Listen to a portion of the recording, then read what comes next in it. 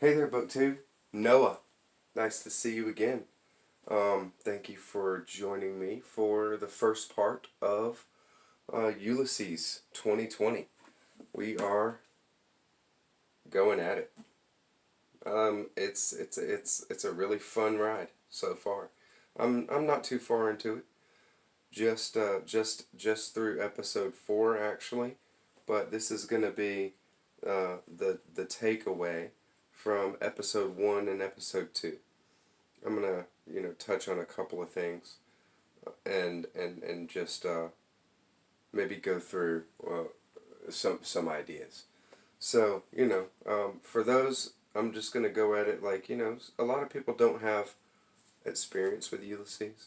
You might want to just kind of watch it to see what all the big deal is about. I didn't have any experience with Ulysses before this read through, but I'm using Don Gifford's annotated Ulysses just to get my bearings on a couple of things, on a few things that are totally obscure to me, and there's a lot that's going to be obscure to anyone. You can't know all the different allusions and things that Joyce is pulling out. Depends on your experience before, and I can say that I'm happy about the reading experiences that I've had before in my life, because it has helped. Some of the things that seem obscure to others actually give me food for thought and give me context, and that's and a few things don't. Other things don't. Other things go over my head, and I don't have any frame of reference for. So everybody's going to have their own experience with this book because it's so dense as far as the illusions and things that Joyce is doing. What a genius, actually. He knew what he was doing. He knows what he's doing. He took a lot of time on it. He really, just continued to work on it and polish it, and make it a masterpiece is what it is. All right, so Ulysses Part 1. You start off in a tower. Kind of seems like a tight living space for three guys, three adult guys living there.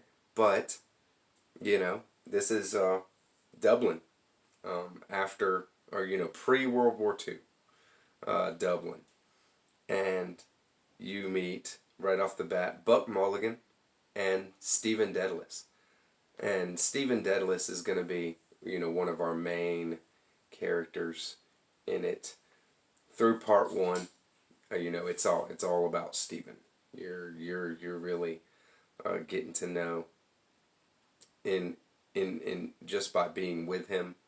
You're getting to know Stephen's character. So part 1 starts off. Buck Mulligan, comes up. It's the morning, and he's gonna have a shave. They're gonna have breakfast, and then they're gonna have a swim to bathe in the river. So Buck Mulligan is at first sight, Buck Mulligan is very there's nothing sacred with Buck Mulligan. He is a very irreverent person.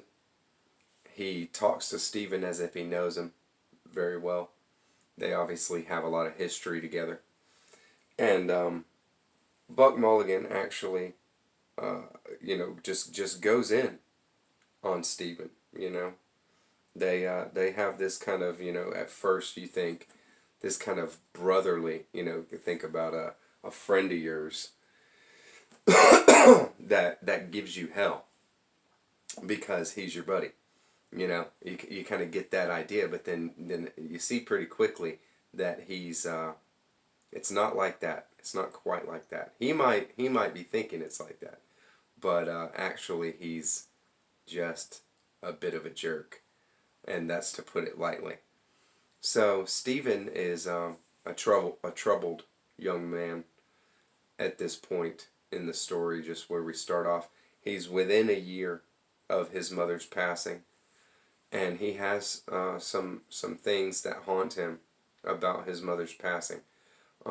One thing is his mother asking him to kneel at her bedside.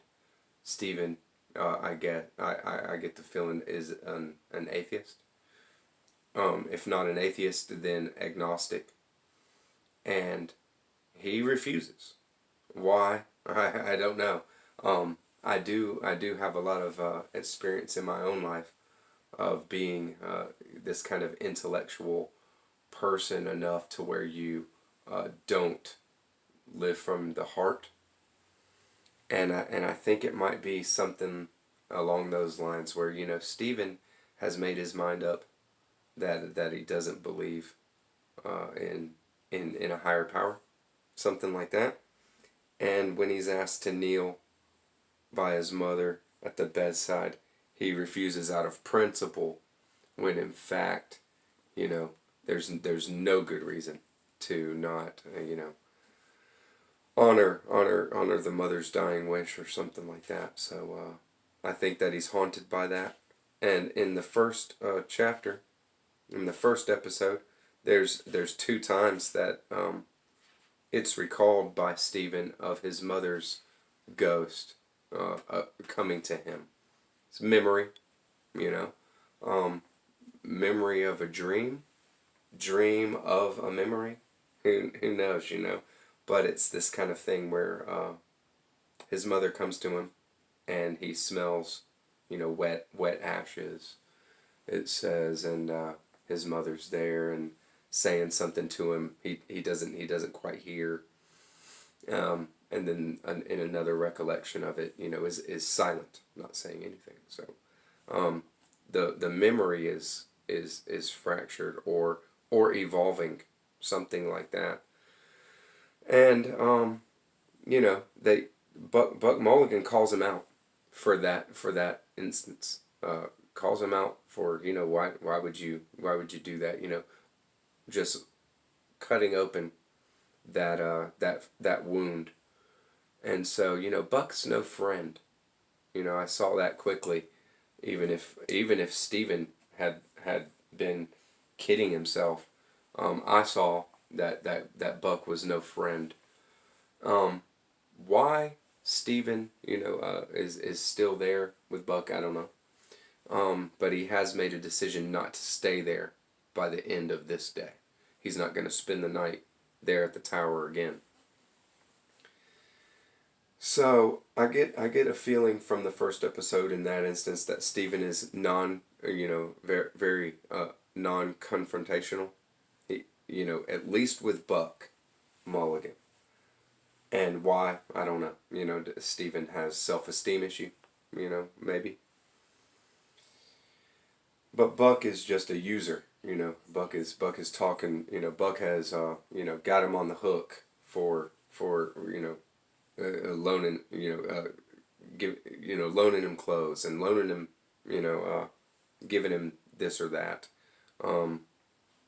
and Stephen's getting paid this day, and he's making plans for later. We're gonna meet at the pub and have ourselves a drink, and and has a time set up, and basically making Stephen's plan later for him, that kind of thing. So that's where that stands. So there's another guy that stays there at the tower, an Englishman, and Stephen doesn't like him too much either. When it comes down to it, he had a spell the night before, where he had seen a black, or thought he had seen a Black Panther, and was freaking out and out there, kind of going crazy. and it puts Stephen off. Another thing is Buck Mulligan just calls Stephen Kinch, which is child. That's his little nickname for him. So he's just kind of poking at him in pretty much any way he can. It's definitely the kind of thing where you know he's not his buddy.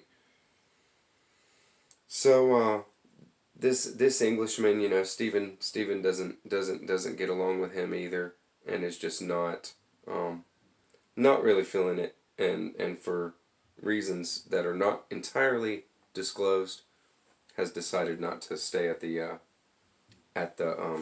tower at the end of this day.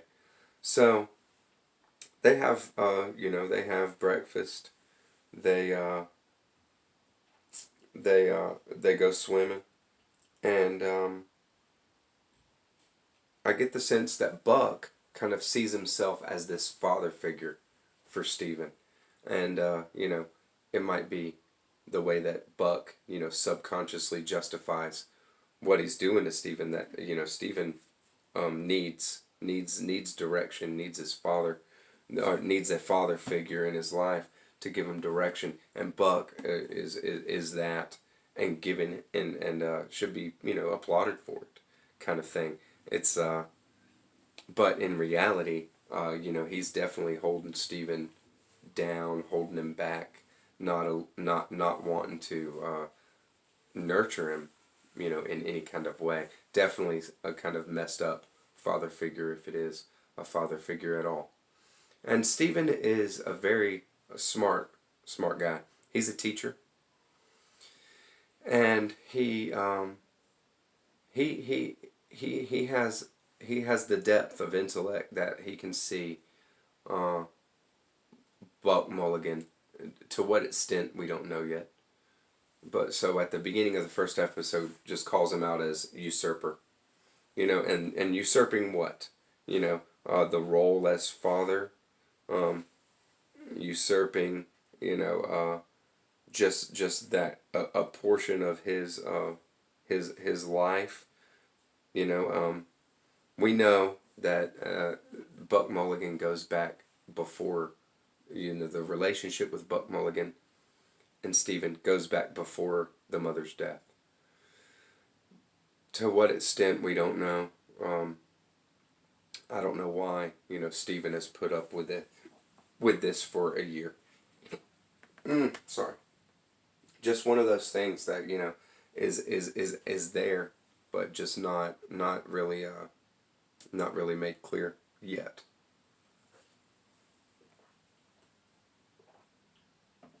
So episode 2, that starts off. Stephen has left the tower. He's gone to his job. He's a teacher, and he's in the school, finishing up his day, his class, and then getting paid. And he goes to his superior, who pays him, and his superior there, Deasy, this guy, is just a pompous, pretentious a-hole, completely. This guy, is just telling Stephen what's what, telling Stephen what he should do, pays Stephen, and then is like, an Englishman, they're all Irish, of course, but, an Englishman is not going to, owe anybody everything. He's going to say, I made my own way. Can you feel that? He's going to say, I don't owe anybody anything. Can you say that? Can you feel that? And so, digging on Stephen, right then. Very anti-Semitic, this guy. Very, just a, bigoted, but, just not even just in a racial or a religious way, in that kind of way, though it is that too, but a bigot just that is stuck in, he's got it figured out, he's right, and so he's not a learner, and gives Stephen shit for being a learner. You know what I mean? Say, you're not made for teaching, I don't think. I think you're made for learning. So, then we have Stephen getting paid and feeling bad. Got this pocket full of money, a week's pay. And, feeling, like he's, how much of what's in my pocket do I owe other people right now, and just knowing that, and feeling, that he's a bit of a failure, maybe. And Stephen says nothing to this guy. Stands up, doesn't even engage in the conversation in a way that lets you think that Stephen has any backbone. So I think that Stephen, just kind of is. It's either because of his own stuff, maybe he's just so wrapped up in his mind and stuff that he can't bring himself to, out of that to engage, or it's just part of his, his personality at this point in his life that he's just non-confrontational. He doesn't stand up for himself. This guy, really needs a swift kick in the pants, I would think. I see. I'm just like, come on, man, the his superior gives him, a chore to do. He's got to go and postmark, and get this letter out, and it's like, what? It's not your, it's just, not my job, man. Come on, and you could do it in a light way, It's not. You don't even have to be super confrontational. But he says nothing, and he's just doing others' bidding, and it's just not even. It's just something, Stephen is who we're learning out with that more than anything. So, there's no surprise that this follows, Homer's The Odyssey by the name Ulysses. And Stephen is Telemachus, the son of Homer, or of Odysseus, sorry, of Ulysses. So, Stephen, is the boy. And the other main character that we're going to meet, I've met him. You meet him in part 4, or in episode 4, the beginning of part 2. Harold Bloom. He's Odysseus, who we're going to be on the journey with. And so, yeah, you get the feeling of this kind of wayward kid that needs direction, but, is getting his direction from the wrong kind of places, and hopefully, that makes a little more sense. So, me being a student of Blake, I love William Blake, and that's basically all I know of Joyce before reading Ulysses here was that he used William Blake in his William Blake's mythos in the writing of Finnegan's Wake. And now I didn't read Finnegan's Wake. I didn't make the time to delve into that one yet. But I'm glad I didn't. Ulysses first, for sure. And I'm happy to see that there's been already quite a bit of reference to Blake in Ulysses. So I'm just going to pull out a little bit because that's where my interest lies, with really digging into what it is that that Joyce might be doing. And Stephen is constantly, has these kind of things popping up. He wants to be an artist. He wants to be creative, in some way. But you get this kind of self-doubt that he doesn't know if he's able to do it or not, and you don't get it. You don't get it by just thinking about it.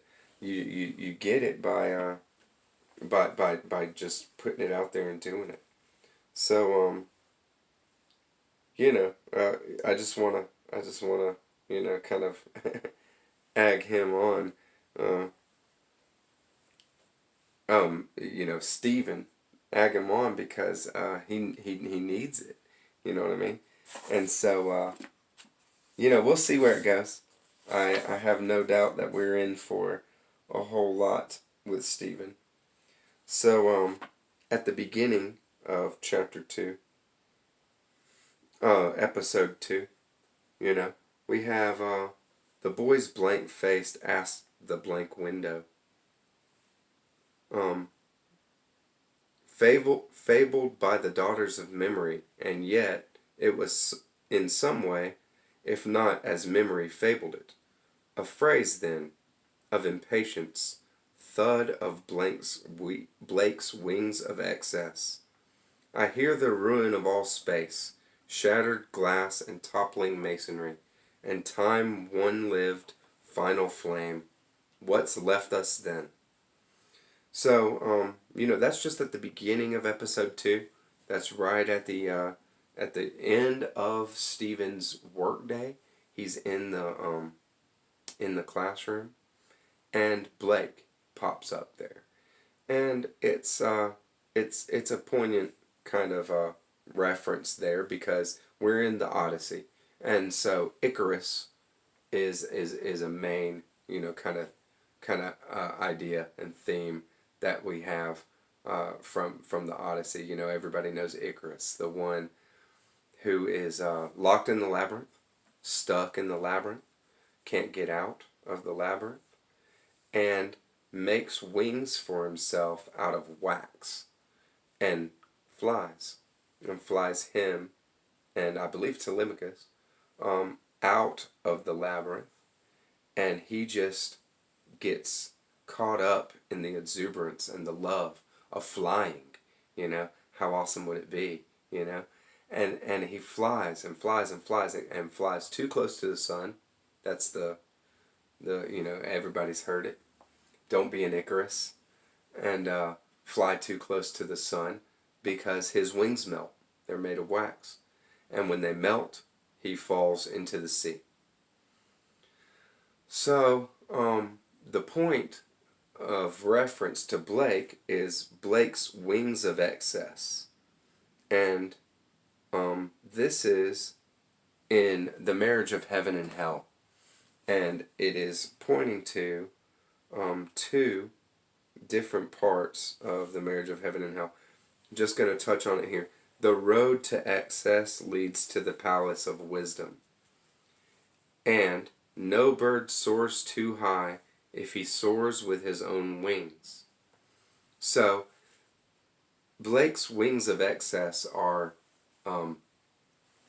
a kind of the opposite of Icarus's wings, who are feeble and need to be handled with care. Blake's wings of excess, Blake's wings are the wings that will take you where you need to go. As long as you are soaring with your own wings, you can never soar too high. One. And the road to excess leads to the palace of wisdom. Now that means what Blake is getting at there, that there's no, you can't do wrong as long as you are focused on the good, and focused on your own inner evolution and path work, that you're going to get there, and you can't kind of get in your own way ultimately. Obviously, you can meander forever, not forever, but you can meander for way too long before you get to the goal. But everybody's going to get to the goal, but we are going to get to the goal, that there's no losers ultimately. That's what Blake is saying in the marriage of heaven and hell. And I think it's awesome that Joyce uses Blake's wings of excess there. When we're already kind of thinking about wings and Icarus's wings, and how Stephen, even though he's totally part of this story and and obviously, you know, it's going to follow the Odyssey completely, is not afraid to just, you know, break completely from that. Use it as a starting point, yeah, but then, you know, go, you know, bring up ideas that are completely, you know, opposite. Which Blake would say there are no opposites, and only contraries, and contraries are true friendships. You know, com contraries are necessary to each other. Opposites, what we see as opposites, are very necessary to each other. There is no, you know, there is no heat without, you know, the corresponding other side of that spectrum, which we call cold.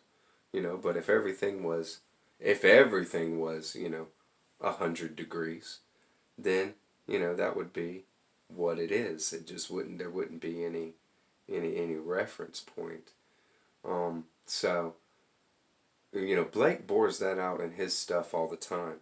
And so Joyce was using that in you know, Stephen. Stephen is Stephen is a student of Blake, and definitely I like how Stephen is this kind of, and I can relate, you know, just like this kind of figure that uses things that he has experience with, ideas, as and applies them to his life, applies them to his experience in that moment, and just, you know, kind of uses it to frame his world. Uses it to frame an experience. The next one is in line 355 and 356. I'm going to go ahead and just kind of touch on the in the text first, and then then I'll look at the annotation with you real quick. So he calls it out explicitly. He stepped swiftly off, his eyes coming to blue life as they passed a broad sunbeam. He faced about and back again. Dying, he said again, if not dead by now. The harlot's cry from street to street shall weave old England's winding sheet. His eyes open wide and vision stared sternly across the sunbeam in which he halted. A merchant, Stephen said, is one who buys cheap and sells dear. Jew or Gentile, is he not? So this is when Stephen is dealing with Deasy, his superior, and the reference there, just to touch on it, and to give you a little back here. This is lines 115 and 116 from William Blake's Arguaries of Innocence. In context, it is, quote, the whore and gambler by the state, licensed build that nation's fate. The harlot's cry from street to street shall weave old England's winding sheet. The winners shout, the losers curse, dance before dead England's hearse. So, you know, he's calling out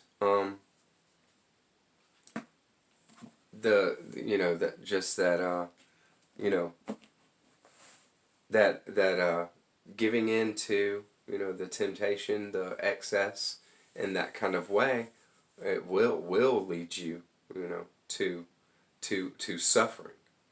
Will lead you to hardship. It will happen. Now, it might seem like that is the opposite of what was said with that first Blake right there. But like I said with Blake, you know, contraries are true friendships. You know, nobody is going to fail ultimately, but that doesn't mean they're not going to make it hard as they can along the way, and make this life, instead of a wonderful adventure, make it a grueling grind, and, trudging through hardships and suffering all the way. Um, it all depends on what? Our choice. We have our choice. It is a gift to have our choice and our will to, be able to do what we want to do. And there's nothing but thankful for that. That's what makes our humanity. We wouldn't be human without our ability to choose. So that's what the real underpinning of those statements, both of those allusions are in Blake's thinking, is that our ability to choose is what is our greatest gift, and we have the ability to make it our greatest curse if we want, but we can't ultimately fail. You know, we have something, constantly back us, pushing us forward, no matter how much we're kicking and screaming. And so that's my take on the first two episodes, guys. I hope you enjoyed it. And at the end of this episode, Stephen is walking off. He's walking off from his superior. He's pretty, downtrodden, as far as I can tell. He's just locked in his thoughts and in his mind, and that's where we're gonna pick up on episode 3. So I appreciate you joining me. Um, Happy Ulysses 2020, guys. We're gonna have a wonderful ride through this. Thank you for joining me along for it. Happy reading. Bye.